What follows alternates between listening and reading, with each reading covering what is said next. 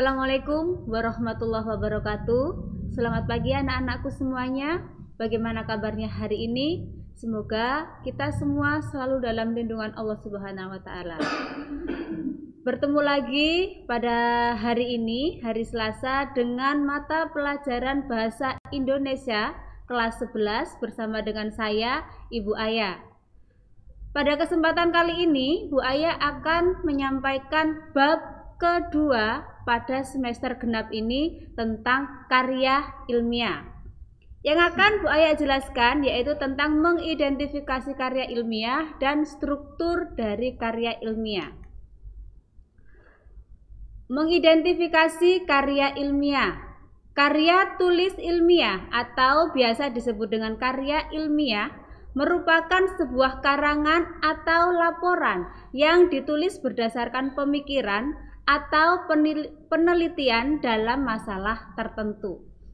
Karya tulis ilmiah dapat berupa resensi, laporan penelitian, laporan praktikum, dan sebagainya. Untuk resensi, kemarin sudah pernah dibahas, yaitu ada resensi buku fiksi, resensi buku non-fiksi, film, musik, dan hasil penelitian yang bisa diresensi ya. Kemudian karya ilmiah harus bersifat, yang pertama adalah logis, objektif, sistematis, dan jelas. Maksudnya logis adalah karya tulis tersebut harus dapat diterima oleh akal atau pikiran, ya. Kemudian yang kedua adalah harus bersifat objektif, yang artinya karya tulis tersebut sesuai dengan fakta dan realita, dijelaskan dengan keadaan yang sebenar-benarnya, tidak dibuat-buat ya, serta tidak dipengaruhi oleh subjektivitas pribadi. Yang ketiga yaitu sistematis, artinya disajikan dengan cara yang teratur sesuai dengan aturan penulisannya, harus secara berurutan, runtut ya, tidak boleh dibolak-balik untuk urutannya.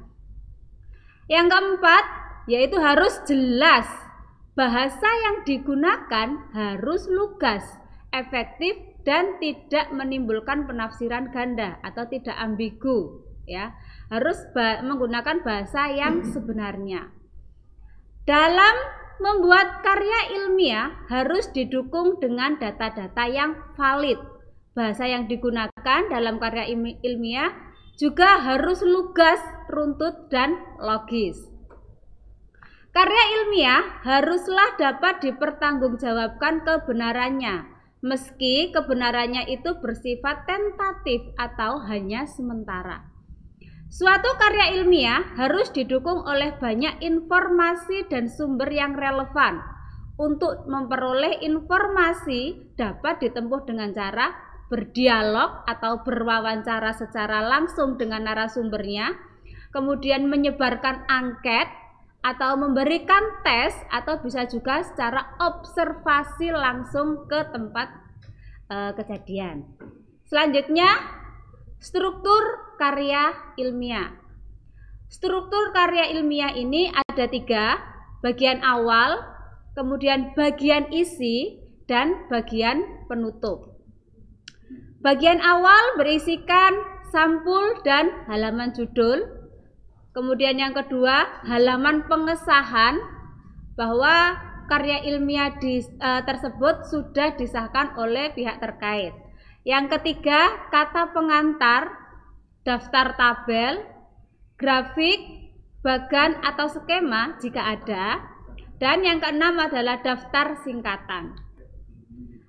Selanjutnya, untuk bagian yang kedua, yaitu ada 3 bab di sini. Ini yang sangat penting, yaitu ada bab 1 yaitu pendahuluan, bab kedua analisis atau pembahasan, dan bab yang ketiga adalah kesimpulan dan saran. Untuk bab pendahuluan bisa berisi latar belakang masalah, rumusan masalah, tujuan penulisan, ruang lingkup, landasan teori, kerangka teori, hipotesis, sumber data, metode, dan sistematika penulisannya. Kemudian baru dilanjutkan untuk yang bab kedua, analisis dan pembahasan. Disinilah hasil dari penelitian, kemudian hasil dari wawancara, hasil dari sebar angket, bisa kalian jelaskan secara detail pada bab kedua, yaitu bagian bab analisis atau pembahasan. Yang ketiga yaitu bab kesimpulan dan saran. Biasanya kesimpulan ini kalian membuat kesimpulan tersendiri, kemudian memberikan saran kepada para pembaca. Untuk yang terakhir yaitu bagian penutup. Bagian penutup dalam karya ilmiah biasanya berisikan daftar pustaka. Dalam daftar pustaka dicantumkan semua kepustakaan, baik yang dijadikan acuan penyusunan karangan maupun yang dijadikan bahan acuan, termasuk nanti jika ada artikel, makalah, skripsi, disertasi buku dan yang lainnya, bisa kalian langsung masukkan ke dalam karya ilmiah yang sudah kalian buat. Nah, untuk pertemuan kali ini memang saya sengaja tidak menulis tugas dalam uploadan untuk filenya, tapi saya berikan tugas dalam video ini ya. Jadi kalian harus nonton video ini sampai tuntas karena tugasnya ada di video ya.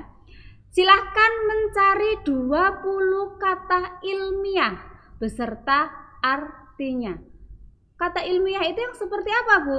Tadi di atas sudah ada seperti logis, artinya apa? Kemudian tadi juga ada kata tentatif, artinya apa? Jadi kalian mencari 20 kata ilmiah, kemudian cari juga artinya. Selamat mengerjakan anak-anakku, selamat belajar. Jangan lupa selalu menjaga kesehatan. Sampai bertemu dengan pelajaran bahasa Indonesia pada minggu yang akan datang. Saya akhiri, wallahu muwaffiq ila aqwamit thoriq. Wassalamualaikum warahmatullahi wabarakatuh.